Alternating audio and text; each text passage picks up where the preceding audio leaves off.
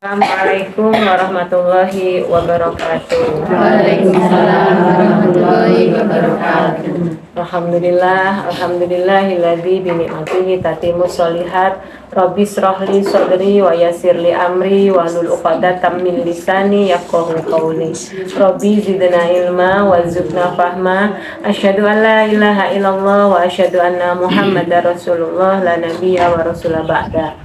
Alhamdulillah, ketemu lagi nih, panggil di majelis yang insyaallah menjadi majelis yang kita cintai, menjadi majelis yang kita rindu-rindukan di setiap pekannya untuk kita saling bermuwajahah, saling ketemu dan saling mengingatkan dalam kesabaran dan kebenaran, dan juga saling bersilah ukhuwah ya antara kita untuk mengakrabkan persaudaraan di antara kita, sekaligus juga semoga nanti bisa menjadi hujah kita di yaumul hisab bahwa kita pernah bersama-sama menuntut ilmu di Ramadan ini. Masya Allah, Ramadan ini bulan yang Allah lipat gandakan. Apa-apa yang di hari-hari biasa itu pahalanya berlipat, ini Allah lipat gandakan. Itu tidak jelas, maksudnya tidak jelas itu dalam penggandaan yang berapa kali itu tidak pernah disebutkan.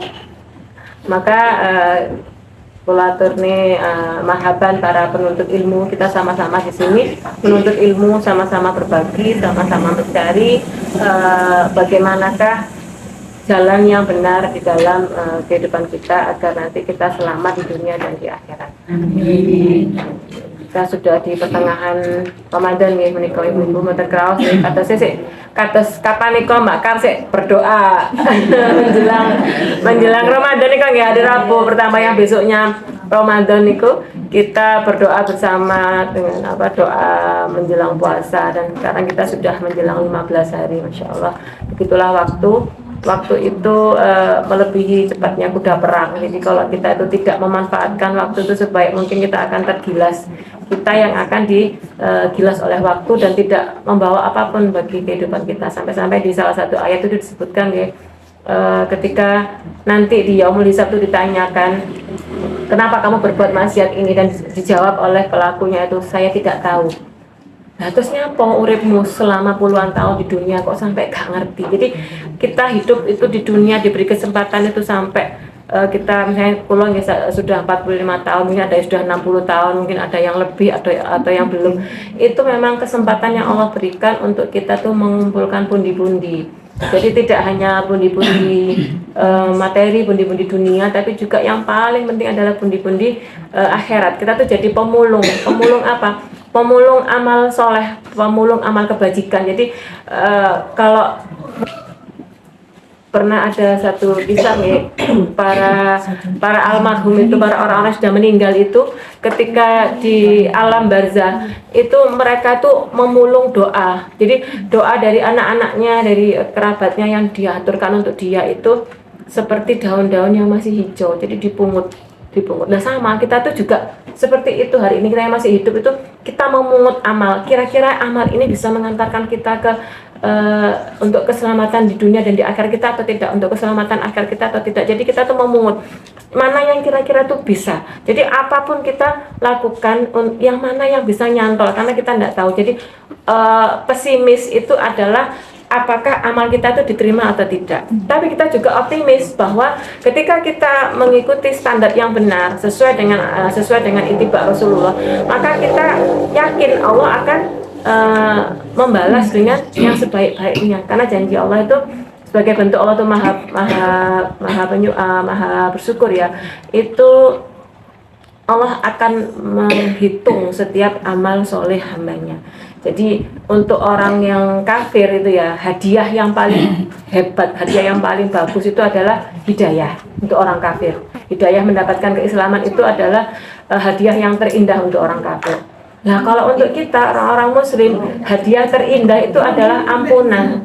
Maka kita di bulan Ramadan ini memang target utama kita itu adalah ampunan dari Allah. Ramadan itu bulan membakar dosa-dosa kita, bulan dimana dosa-dosa kita tuh insya Allah akan dibakar oleh amal solih kita, oleh tekad kita untuk melakukan amal solih.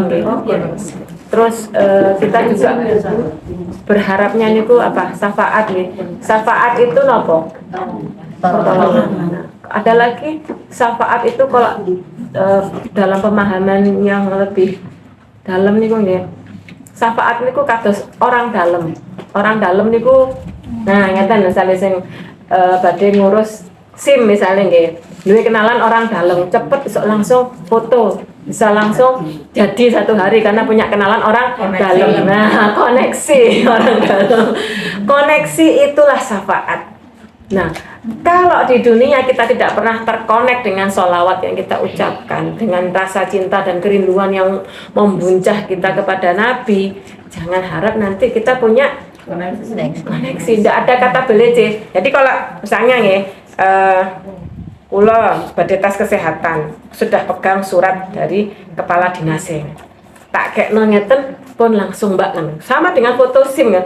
Saya bawa surat kertas kecil nih tok, bisa langsung foto, bisa langsung dicetak dan hari itu juga SIM itu jadi.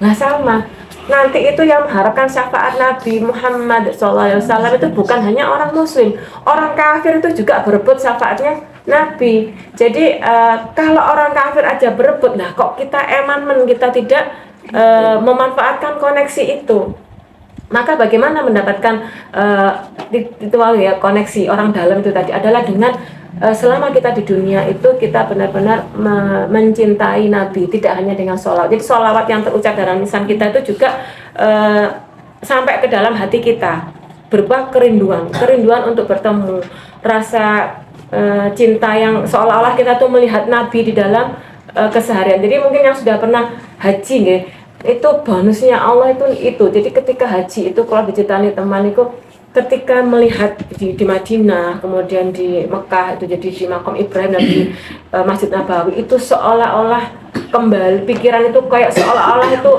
ada di situ Nabi. Jadi rasanya hati itu meleleh, rasanya kayak ngebrok, gak iso rasanya itu kayak pun ya Allah tenang tiba. Jadi semua itu yang sirah Nabawi yang dibaca, kemudian kisah-kisah dulu sahabat dengan Nabi yang menceritakan betapa akhlaknya Nabi itu luar biasa bagus, luar biasa indah, itu seolah-olah itu terekam di dalam mata terekam, seolah-olah melihat sendiri bahwa Nabi itu benar-benar dulu seperti itu. Jadi ini tuh bonus untuk yang sudah haji, yang sudah umroh juga ya. Nanti kita akan bahas di sini juga insya Allah kalau sampai kita akan sampai dengan ayat 196 tentang haji.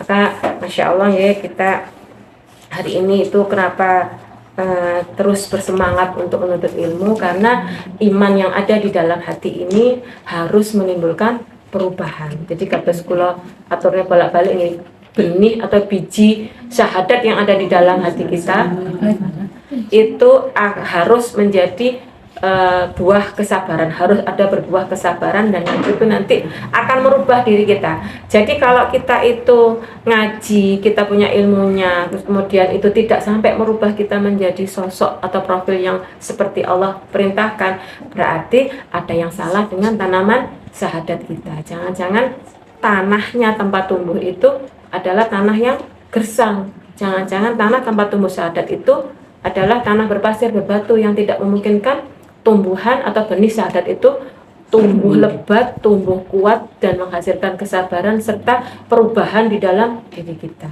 Jadi ini juga pengingat bagi saya sendiri. Saya aturkan karena kita sama-sama belajar saling mengingatkan gitu, betapa perubahan itu yang bisa melihat kita sendiri.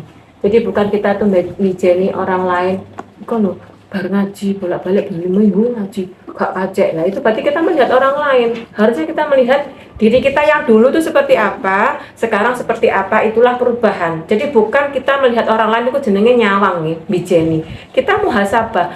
Dulu saya sebelum tahu hukumnya berkerudung, saya enggak tahu berkerudungnya saya asal-asalan. Nah setelah saya tahu, saya sekarang jadi ngerti bahwa di luar rumah saya itu adalah hayatul ruang publik yang saya harus menutup aurat dengan sempurna. Maka inilah yang disebut sebagai perubahan. Nah sama juga kalau ini mungkin ada yang hadir di Almanar nih, kalau aku diceritani konco kula, sedikit prolog nih.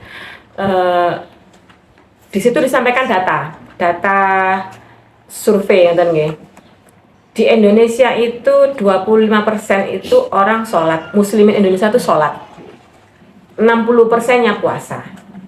Berarti ada margin berapa? 60% ke 25%. Berarti ada 35% yang puasa tapi tidak sholat. Kemudian 40%, kok ini kalau salah nih, kalau tidak salah, kalau sampai tak tulis ini ongkoni keliru. 40% itu sudah berhaji, sementara hanya 3% yang membayar zakat. Lah terus, kalau mampu haji, analoginya pastinya dia ada nisab. Kalau nisabnya itu misalnya tidak ikut emas, harusnya dia bisa ikut nisab perak yang 19 juta. Kalau orang bisa membayar haji misalnya sampai dengan 50 juta dan uang saku dan kemudian beli oleh-oleh, itu rasanya betul mungkin ya kalau tidak punya cadangan uang 19 juta. Nah ini berarti kan kesadaran muslimin di Indonesia untuk menganggap bahwa zakat itu sama wajibnya dengan haji bagi yang sudah mampu. Jadi zakat itu seringkali dilihat hanya sebagai zakat fitrah yang wajib. Padahal zakat mal itu wajib bagi yang sudah haul dan mencapai nisab. Lah nisab iki kadang-kadang digolek dhuwure, pakai nisabnya emas. Padahal ada nisab perak. Nisab perak ini adalah selama uang itu ngendon 1 sampai dengan haul ya. Haul itu pakai tahun penanggalan Hijriah dan itu diam tidak digunakan, itu harus kena zakat. Dihitung kalau dia, kecuali dia keluar masuk harus nanti ikut lagi 1 tahun. Nah, kalau itu diam tidak produktif dan itu sampai haul, itu harus dikeluarkan zakatnya karena itu hukumnya wajib. Nah, makanya di sini kan berarti seolah-olah muslimin itu menggampangkan ya, sama dengan tidak sholat 5 waktu tapi traweh. Ini kadang gitu. Traweh sregep pokoknya tiap hari itu datang. Tapi ternyata dia tidak sholat 5 waktu pagi, mungkin sholatnya hanya ketika isya traweh itu dan subuh sing anak jamaah, duhur, asar, maghrib bolong. Lah ini kan berarti sama dengan mengisi gelas yang bawahnya bocor, diisi terus tapi bawahnya bocor. Kita wonten mboten sing nyantolkan gelas ini. Sama dengan kalau disurvei lagi mungkin dilanjutkan ya. Puasa tapi tidak menutup aurat, mungkin jumlahnya range-nya akan jauh lebih banyak lagi gitu loh. Jadi mungkin yang puasa tadi disebutkan 60% gitu, yang menutup aurat mungkin hanya 15%. Nah terus kemudian di sing 45%, berarti 45%-nya itu tidak menutup aurat tapi dia puasa. Lah padahal menutup aurat itu dengan puasa Ramadan sama wajibnya. Maka ketika puasa Ramadan tapi dia auratnya terbuka, sama dengan gelasnya dibolongi, nyantol tong dine lah wong disok bocor, disok mrikine bolong, ndak ada yang nyantol. Nah, pemahaman seperti inilah yang harus kita tularkan kepada saudara-saudara kita bahwa puasa itu ibadah kita dengan Allah yang akan mengganti langsung. Tapi di dalam puasa itu juga kok tidak meninggalkan yang lainnya. Jadi makanya ada rukun Islam itu pertama syahadat. Ketika orang itu sudah syahadat, maka dia wajib apa? 1, sholat. Ini adalah yang paling utama. Kalau sholatnya belum dilakukan tapi dia sudah puasa, dia sudah zakat, dia sudah haji, mboten fail iki semua. Fail ini apa? Gagal. Ndak bisa.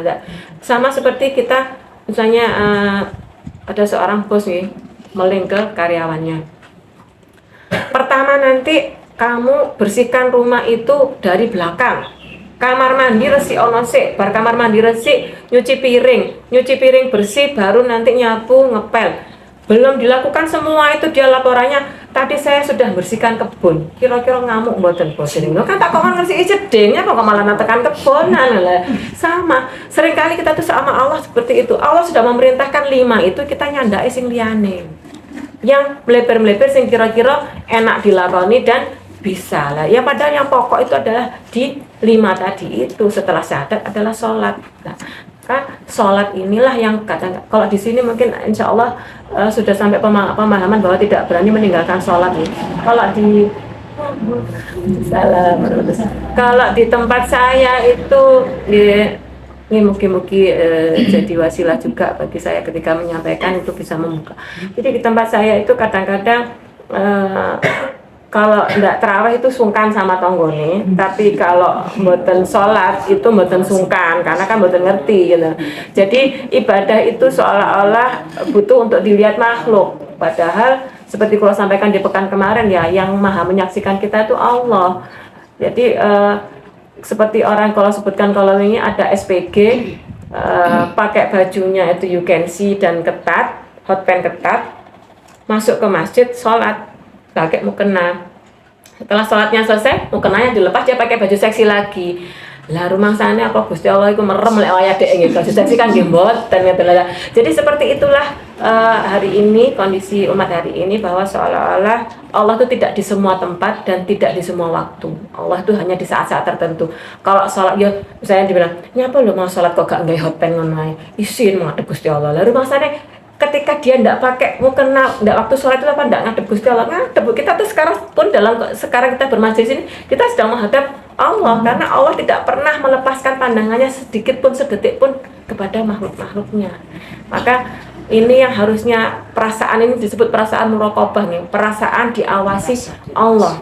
Kita tuh senantiasa diawasi Allah, tidak akan meleng sedetik pun Allah itu terhadap apa yang kita lakukan.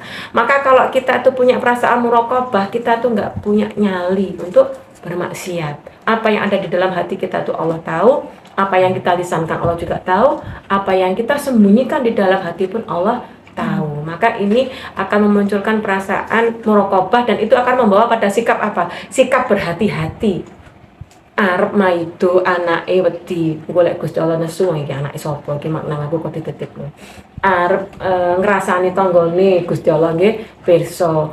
Arep maido tanggane Gusti Allah nggih mireng. Jadi kalau seperti ini tuh kita insya Allah akan terjaga lisan dan perilaku kita. Apalagi kita tambah dengan kita melanjutkan untuk mentadaburi, merenungi Al-Qur'an ini ayat demi ayat, enggak apa-apa lama, karena yang penting adalah kita nikmati prosesnya. Proses kita dari yang dulu menjadi yang sekarang dan menjadi yang akan datang nanti menjadi seperti apa, harusnya lebih baik, dan itu kita nikmati mawon. Mboten usah kesusu selak kepingin koyo si kae lho ketokane alim. Mboten usah, kita sendiri wis ketokane kita tuh seperti apa ya. Kita ini pembandingnya kita di masa lampau dan kita di masa ini dan yang akan datang.